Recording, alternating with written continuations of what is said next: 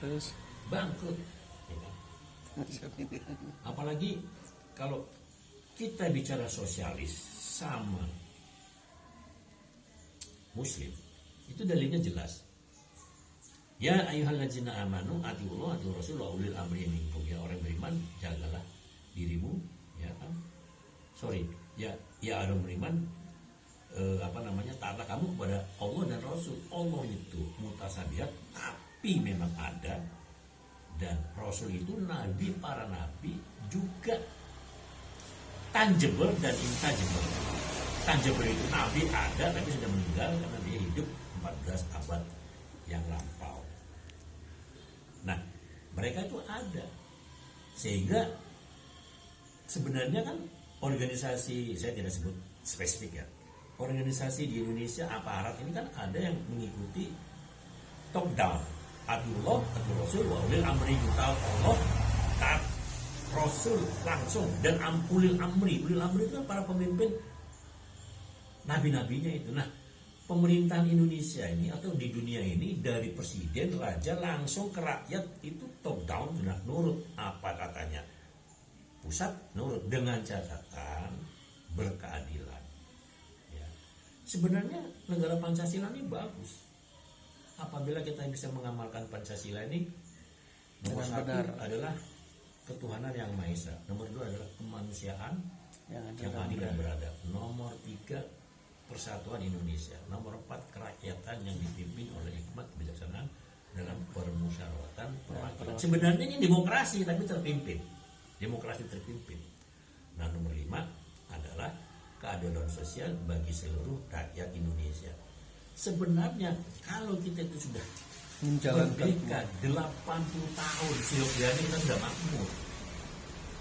Coba kita jalan dari barat ke timur, dari Jawa Barat ke Jawa Timur.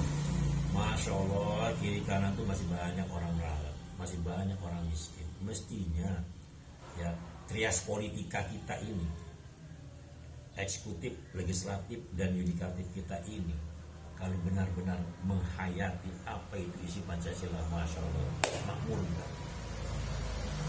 Sekarang bayangkan saja yang kata presiden sebelumnya, Freeport itu sudah dikuasai 51%. Belum lagi emas di Sumbawa, belum lagi emas di daerah Maluku Utara, belum lagi emas di sekitaran Banyuwangi itu ada. Ya. Selain Freeport yang di Papua, itu kalau dikumpulkan berapa sumber daya alam yang sudah kita bisa eksplorasi menghasilkan uang. Ternyata lebih dari 80% itu penghasilan pemerintah dari pajak. Itu sangat menjadikan sekali. Lantas ngapain ada emas, ngapain ada minyak? Minyak juga kan di spot-spot daerah-daerah tertentu kita lumayan, ada juga ekspor, ada juga impor. Belum lagi nanti sawit kita kalau nggak salah nomor 1 di dunia. Iya. Ya, di Sumatera, ada di Kalimantan, ada di Papua juga ada. Belum lagi kita bicara batu bara, Masya Allah, batu bara kita itu banyak sekali. Belum lagi hasil laut, banyak. Belum lagi timah yang di Bangka Belitung, apalagi belum lagi karet, kopi, belum lagi kopi, banyak deh. Mestinya semaksimal mungkin dari hasil sumber daya alam kita itu yang terjual itu sebagai penghasilan yang intilah selain pajak. Nah, maka dari itu pemerintah saya sarankan mestinya UMKM yang kecil ini menjadi menengah menjadi besar harus menjadi go public supaya mereka itu bisa sustain, ya bisa sustain. Kalau meskipun nanti loh itu ada yang go public kok bangkrut Pak, nah itu karena salah urus.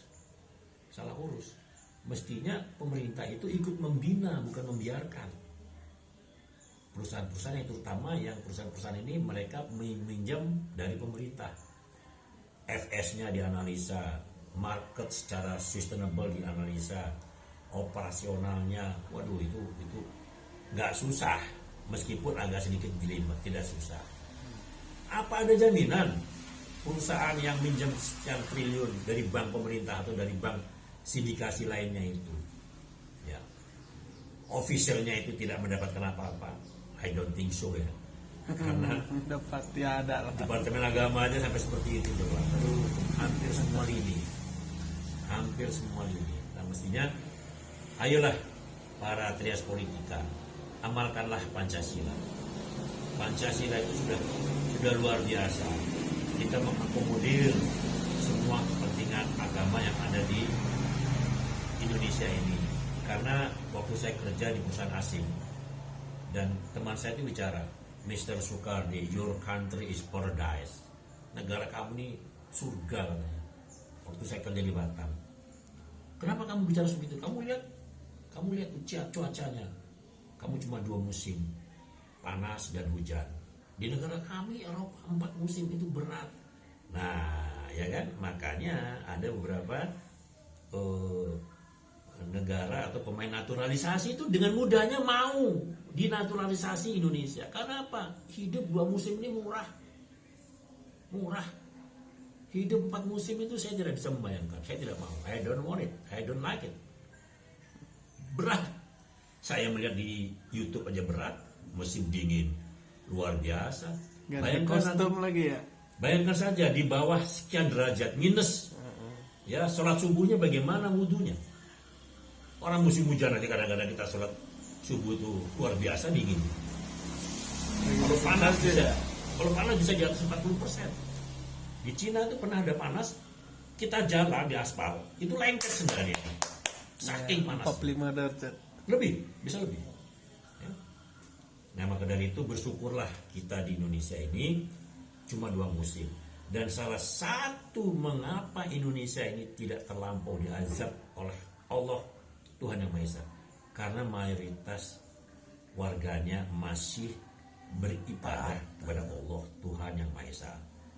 Ya, coba kita lihat, hampir ini sebentar lagi kan ada azan, di mana-mana masih ada azan. Ya, artinya itu orang masih melakukan ibadahnya, sehingga kita tidak jomplang ya, kalau bilang orang Jawa itu artinya ngurusin dunia saja itu jomplang, ngurusin akhirat juga nggak boleh, salah. Kita harus balance, seimbang. Nah, tapi dalilnya di surat Muhammad ayat 7 Allah berfirman, intan wa khayyamsukum wa isabit agamakum zalikum khailakum in kuntum ta'lamun. Ya kan, membela kamu ke dalam dirinya, ke dalam jalannya Allah dengan diri dan jadi kalau kamu membela agamaku, niscaya akan aku lancarkan segala macam urusanmu. Itu janjinya Allah di surat Muhammad ayat 7. Nah, belum lagi dalil yang namanya wajahidu biamalikum wa anfusikum fi sabilillah zalikum khailakum in kuntum ta'lamun. Jihadlah kamu ke jalan Allah itu dengan diri dan hartamu. Jihad itu bukan berarti bom bunuh diri. Jihad itu adalah bersungguh-sungguh. Kalau kamu itu bersungguh-sungguh sekolah, niscaya kamu akan dapat cum laude. Kalau kamu bersungguh-sungguh kerja, niscaya akan hasilnya maksimal. Niscaya seperti itu. Jadi bersungguh-sungguh artinya. Nah, dalam hal ini konteksnya kan kita bicara tentang agama. Kalau kita bersungguh-sungguh dalam melaksanakan ibadah itu, nanti yang lainnya ngikut. Contohnya saja begini. Kalau kita beli sapi atau beli kambing, akan dapat tali otomatis. Tapi kalau kita beli tali, nggak mungkin dapat kambing dan sapi.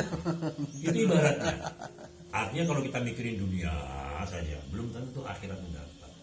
Ya, tapi kalau kita mikirin akhirat, insya Allah dunianya mengikut. Karena apa? Kok bisa begitu Pak? Lah iyalah. Karena kalau kita ngikutin akhirat kan, kita bisa beli peci, bisa beli sajadah, bisa beli sarung untuk ibadah. Itu contoh saja.